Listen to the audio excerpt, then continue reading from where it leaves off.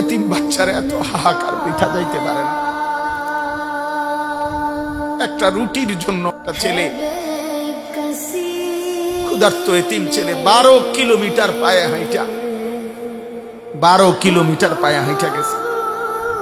এরপরে যখন একটা রুটি নিছে, দুশ্মনের বুলেটে তার বুকটা ঝাঁচড়া হয়ে গেছে, রুটি হাতে শহীদ হয়ে গেছে, রুটিটা খাইতে পারে না।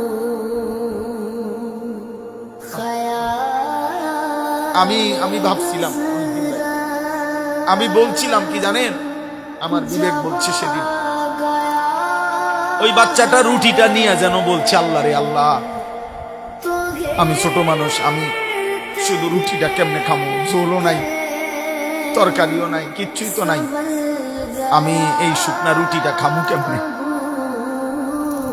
আল্লাহ তাআলা যেন বলছে, আচ্ছা ঠিক আছে, আমার কাছে চলে আয়।